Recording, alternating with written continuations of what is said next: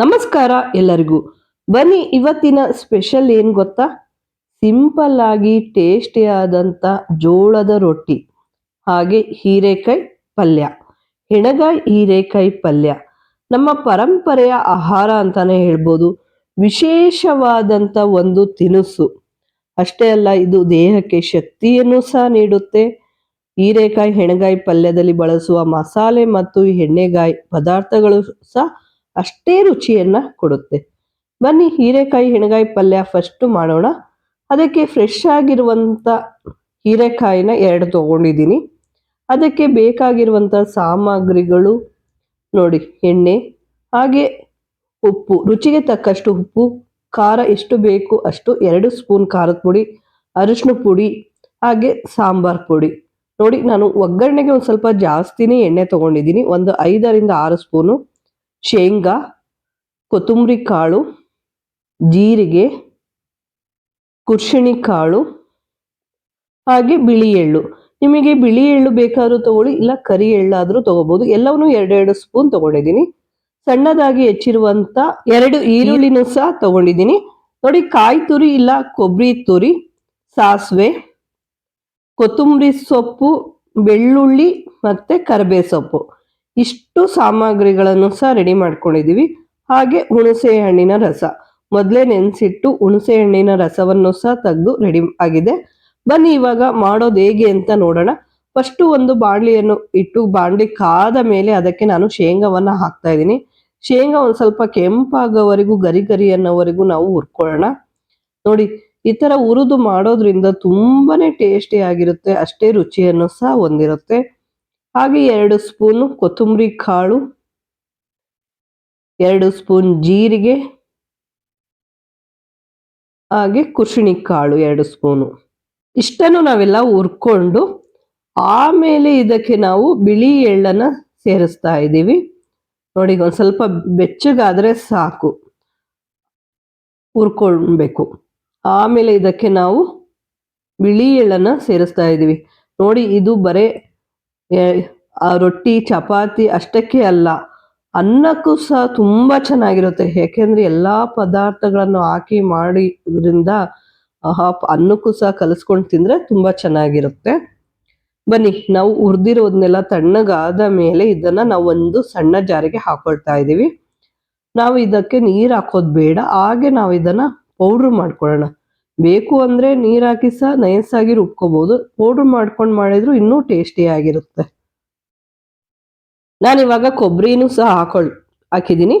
ಇದಕ್ಕೆ ಸ್ವಲ್ಪ ಬೆಳ್ಳುಳ್ಳಿ, 1-2 ಹಸ್ಲು ಬೆಳ್ಳುಳ್ಳಿನೂ ಸಹ ಹಾಕ್ತಾ ಇದ್ದೀನಿ. ಈಗ ಇದನ್ನ ಪೌಡ್ರನ್ನ ಮಾಡ್ಕೊಳ್ತಾ ಇದ್ದೀನಿ. ನೋಡಿ, ದರಿಯಾಗಿ ಮಾಡ್ಕೊಂಡ್ರೆ ಚೆನ್ನಾಗಿರುತ್ತೆ. ಹಾಗಾಗಿ ನಾನು ನೀರು ಹಾಕ್ತೆ, ಹಾಗೆ ಪೌಡ್ರ್ ಮಾಡ್ಕೊಂಡಿದ್ದೀನಿ. ಈಗ ಇದನ್ನ ಒಂದು ಪಾತ್ರೆಗೆ ತೆಗೆಯೋಣ. ಎಲ್ಲನೂ ಹಾಕಿ ನಾವು ಕಲಿಸ್ಕೋಬೇಕು.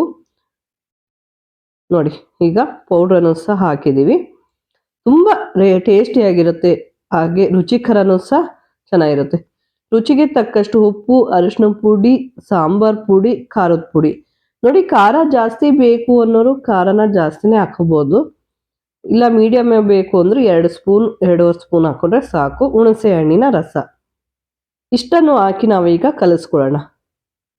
ನೋಡಿ, ಪೂರ್ತಿ ತಳ್ಳಗೂ ಆಗಬಾರ್ದು, ಪೂರ್ತಿ ಗಟ್ಟಿ ಆಗಬಾರ್ದು, ಮೀಡಿಯಮ್ ಆಗಿ ಇರಬೇಕು. ಹಾಗಾಗಿ ನಾವು ಸ್ವಲ್ಪನೇ ನೀರು ಹಾಕಿ ಕಲಿಸ್ಕೊಳ್ಳೋಣ. ನೋಡಿ, ಪೂರ್ತಿಯಾಗಿ ಮಿಕ್ಸ್ ಆಗಬೇಕಿದು. ಉಪ್ಪು, ಖಾರ, ಅರಿಶಿನ ಪುಡಿ, ಸಾಂಬಾರ್ ಪುಡಿ, ಹುರ್ಕೊಂಡಿರೋ ಸಾಮಾನ ಎಲ್ಲ ಕ್ಲೀನಾಗಿ ಮಿಕ್ಸ್ ಮಾಡ್ಕೊಳ್ಳೋಣ. ಮಿಕ್ಸ್ ಮಾಡಿಕೊಂಡು ಈಗ ಇದನ್ನು ನಾವು ಸೈಡಿಗೆ ಇಡ್ತಾ ಇದ್ವಿ. ನೆಕ್ಸ್ಟ್ ನಾವು ಹೀರೆಕಾಯಿ, 2 ಹೀರೆಕಾಯಿ ತಗೊಂಡಿದ್ವಲ್ಲ, ಇದನ್ನ ನಾವು ಮೇಲಿರುವ ಭಾಗದ ಸಿಪ್ಪೆಯನ್ನು ತೆಗೆಯೋಣ. ನೋಡಿ, ಈ ತರ ಎರ್ಕೊಂಡ್ಬಿಡೋಣ. ಮೇಲಿರೋದನ್ನೆಲ್ಲ ತೆಗೆದು ಬಿಡೋಣ. ನೋಡಿ, ಎಲ್ಲದನ್ನು ನಾವು ಅದೇ ರೀತಿಯಲ್ಲೇ ಮಾಡ್ಕೊಳ್ಳೋಣ. ಅಷ್ಟೇ ಅಲ್ಲ, ನಿಮಗೆ ಉದ್ದ ಬೇಕು ಅಂದ್ರೆ ಉದ್ದವಾಗಿ ಹೆಚ್ಕೋಬಹುದು, ಇಲ್ಲ ಅಂದ್ರೆ ಮೀಡಿಯಂನ ಸಣ್ಣಕ್ಕಿದ್ರೆ ಚೆನ್ನಾಗಿರುತ್ತೆ.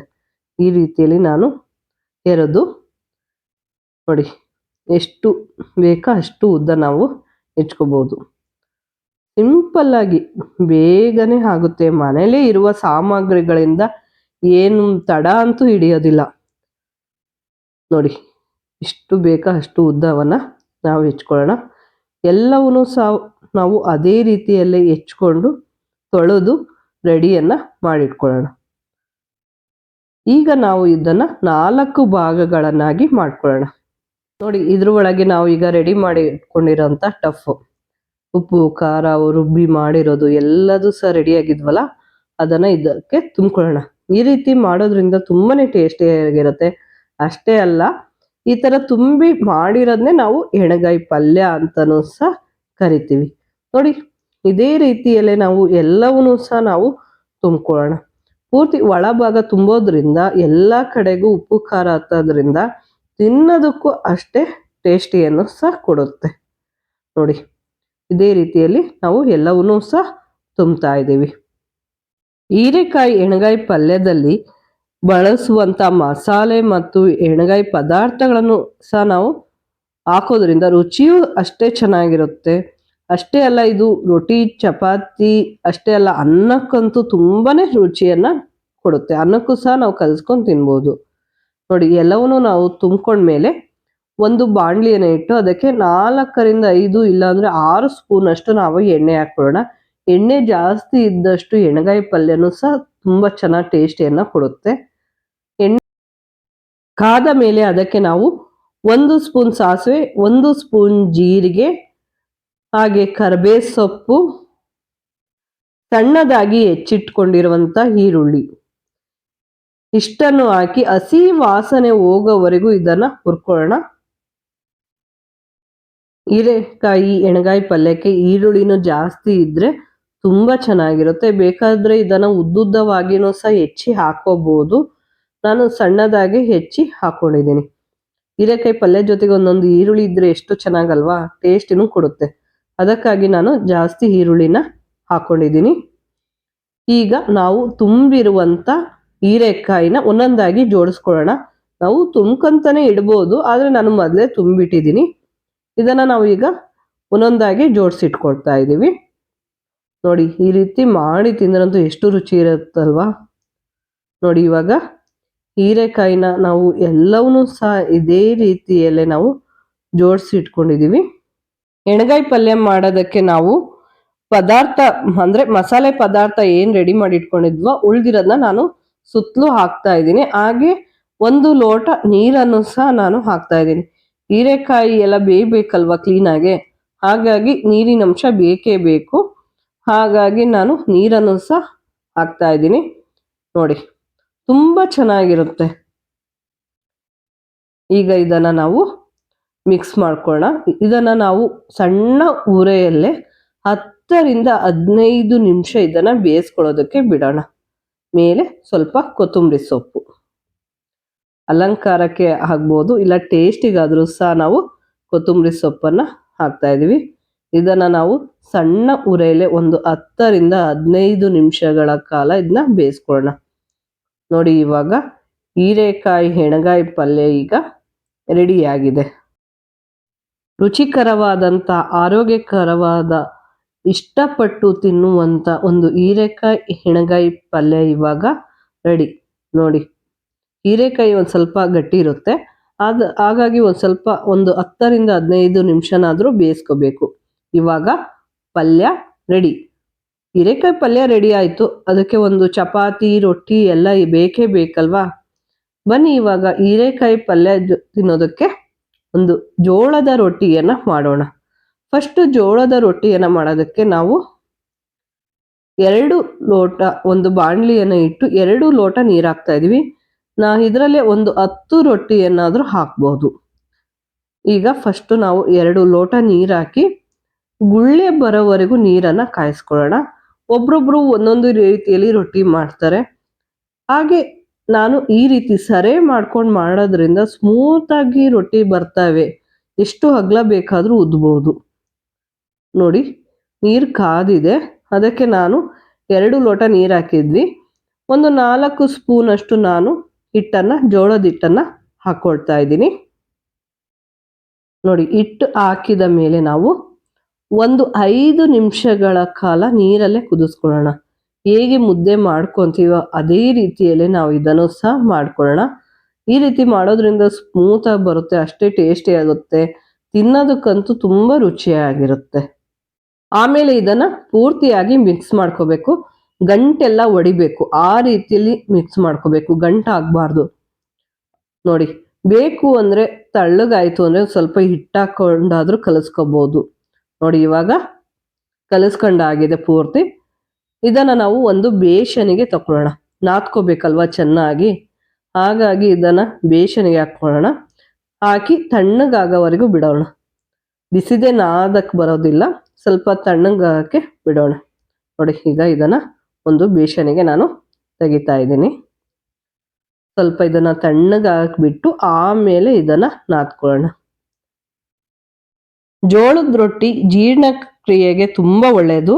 ಅಷ್ಟೇ ಅಲ್ಲ, ಇದು ದೇಹಕ್ಕೆ ಶಕ್ತಿಯನ್ನು ಸಹ ನೀಡುತ್ತೆ. ಹಾಗೆ ಅಲ್ಲ, ಹೀರೆಕಾಯಿ, ಹೆಣಗಾಯಿ ಪಲ್ಯ ಮತ್ತು ರೊಟ್ಟಿ ತಿನ್ನೋದ್ರಿಂದ ಆಹಾ ಎಷ್ಟು ರುಚಿಯನ್ನ ಕೊಡುತ್ತೆ ಅಲ್ವಾ. ನೋಡಿ, ಇವಾಗ ತಣ್ಣಗಾಗಿದೆ. ಇದನ್ನ ನಾದ್ಕೊಳ್ಳೋಣ. ಚೆನ್ನಾಗಿ ನಾದ್ಕೋಬೇಕು. ನೋಡಿ, ಹಿಟ್ಟು ಸ್ವಲ್ಪ ಮೆತ್ತಗಾಗಿದೆ ಅಂದ್ರೆ, ಬೇಕು ಅಂದ್ರೆ ನಾವು ಇನ್ನೂ ಒಂದ್ ಸ್ವಲ್ಪ ಹಿಟ್ಟನ್ನ ಮೇಲೆ ಹಾಕೋಬಹುದು. ಇಲ್ಲ ಗಟ್ಟಿ ಇದೆ ಅಂದ್ರೆ ನೀರ್ ಹಾಕಿ ಕಲಿಸ್ಕೋಬಹುದು. ಮೆತ್ತಗಾಗಿದೆ ಅಂದ್ರೆ ಮೇಲೆ ನೀರ್ ಹಾಕೊಳ್ಳೋಣ. ಚೆನ್ನಾಗಿ ಇದನ್ನ ನಾದ್ಕೊಳ್ಳೋಣ. ನೋಡಿ, ಪೂರ್ತಿಯಾಗಿ ಗಂಟೆಲ್ಲ ಹೊಡಿಬೇಕು, ಆ ರೀತಿಯಲ್ಲಿ ನಾದಿ ಇದನ್ನ ಕಲಸಿ ರೆಡಿ ಮಾಡಿಟ್ಕೊಳ್ಳೋಣ. ನೋಡಿ, ಇವಾಗ ಜೋಳದ ರೊಟ್ಟಿನ ನಾದ್ಕೊಂಡು ರೆಡಿ ಮಾಡಿಟ್ಕೊಂಡಿದ್ದೀವಿ. ನಾವು ಇದನ್ನ ಎಷ್ಟು ಅಗಲ ಬೇಕು, ಎಷ್ಟು ಬಿಲ್ಲೆ ಬೇಕು ಅಷ್ಟು ಅಗಲ ನಾವು ಸಣ್ಣ ಸಣ್ಣ ಉಂಡೆಗಳನ್ನ ತಗೊಳ್ಳೋಣ. ನೋಡಿ, ನಾನು ಮೀಡಿಯಂ ಸೈಜಲ್ಲೇ ತಗೊಂಡಿದ್ದೀನಿ. ಇದನ್ನ ಮತ್ತೆ ಬೇಕು ಅಂದ್ರೆ ಈ ತರ ನಾದ್ಕೊಂಡು ನಾವು ಉಂಡೆಗಳನ್ನ ಮಾಡಿಕೊಂಡು ಬಿಲ್ಲೆನ ಮಾಡ್ಕೊಳ್ಳೋಣ. ಫಸ್ಟು ನಾವು ಬಿಲ್ಲೆನ ಮಾಡ್ಕೊಂಡ್ಮೇಲೆ ಒಂದು ಸ್ವಲ್ಪ ಮೇಲೆ ಕೆಳಗೆ ಎರಡು ಕಡೆನೂ ಹಿಟ್ಟು ಹಾಕ್ಕೋಬೇಕು. ಉದ್ದೋದಕ್ಕೆ ಹಿಟ್ಟು ಹಾಕ್ಕೊಂಡು ಇದನ್ನು ಪೂರ್ತಿ ಅಗಲ ಉದ್ದೋದು ಬೇಡ. ಫಸ್ಟು ನಾವು ಒಂದು ಸ್ವಲ್ಪ ಅಗಲವನ್ನು ಇದನ್ನು ಊದ್ಕೊಳ್ಳೋಣ. ಒಬ್ರೊಬ್ರು ಕೈಯಲ್ಲೂ ತಡ್ತಾರೆ, ಇಲ್ಲ ಲಟ್ಟಿಸ್ತಾರೆ. ನಾನು ಲತುಡಿಯಲ್ಲಿ ಲಟ್ಟಿಸಿ ತೋರಿಸ್ತಾ ಇದ್ದೀನಿ. ನೋಡಿ, ಎರಡೂ ಕೈಯಲ್ಲಿ ಈ ರೀತಿಯಲ್ಲಿ ನಾವು ಒಂದು ಸ್ವಲ್ಪ ಸೈಡೆಲ್ಲ ಕಟ್ಕೋಬೇಕು. ಆವಾಗ ರೊಟ್ಟಿ ಒಡೆಯೋದಿಲ್ಲ. ಈ ರೀತಿಯಲ್ಲಿ ಕಟ್ಕೊಂಡು ಆಮೇಲೆ ನಮಗೆ ಎಷ್ಟು ಅಗಲ ಬೇಕೋ ಅಷ್ಟು ಅಗಲ ನಾವು ರೊಟ್ಟಿಯನ್ನು ಉತ್ಕೊಳ್ಳೋಣ. ಎಷ್ಟು ಅಗಲನಾದರೂ ಉತ್ಕೋಬಹುದು, ಎಷ್ಟು ತಳ್ಳಗಾದರೂ ಸಹ ನಾವು ಉತ್ಕೋಬಹುದು. ನೋಡಿ, ಎಷ್ಟು ಸ್ಮೂತಾಗಿ ಬರುತ್ತೆ ಅಂದರೆ ಉದ್ದುತನೇ ಇರಬೇಕು ಅನಿಸುತ್ತೆ. ಅಷ್ಟು ಅಗಲನಾದರೂ ನಾವು ಇದನ್ನು ಉತ್ಕೋಬಹುದು. ಈಗ ರೊಟ್ಟಿನ ನಾವು ಉದ್ದಿ ರೆಡಿ ಮಾಡಿ ಇಟ್ಕೊಂಡಾಗಿದೆ. ನೋಡಿ, ಎಷ್ಟು ಅಗಲ ಬೇಕಾದ್ರೂ ನಾವು ಉತ್ಕೊಂಡು ನಾವು ಬೇಯಿಸ್ಕೋಬಹುದು. ಈಗ ಉದ್ದಿದ್ದು ರೆಡಿಯಾಗಿದೆ. ಫಸ್ಟೇ ನಾವು ಹಂಚನ್ನು ಕಾಯೋದಕ್ಕಿಟ್ಟಿದ್ವಿ, ಅದ್ರ ಮೇಲೆ ಹಾಕ್ಕೊಳ್ಳೋಣ. ನೋಡಿ, ಹಂಚಿನ ಮೇಲೆ ಹಾಕಿದ ತಕ್ಷಣ ನೀರು ಹಚ್ಚಬಾರ್ದು. 1 ನಿಮಿಷ ಬಿಟ್ಟು ನಾವು ಒಂದು ಕಾಟನ್ ಬಟ್ಟೆ ತಗೊಂಡು ಕಾಟನ್ ಬಟ್ಟೆ ನೆನೆಸಿ ಸುತ್ತಲೂ ನಾವು ಇದಕ್ಕೆ ನೀರನ್ನು ಹಚ್ಕೊಳ್ಳೋಣ. ನೋಡಿ, ಪೂರ್ತಿಯಾಗಿ ಹಚ್ಕೋಬೇಕು. ಈ ರೀತಿ ಮಾಡೋದ್ರಿಂದ ಚೆನ್ನಾಗಿರುತ್ತೆ. ಈಗ ಇದನ್ನ ಎರಡೂ ಕಡೆನೂ ನಾವು ಬೇಯಿಸ್ಕೋಬೇಕು. ನೋಡಿ, ಇವಾಗ ಜೋಳದ ರೊಟ್ಟಿನೂ ಸಹ ಇವಾಗ ರೆಡಿಯಾಗಿದೆ.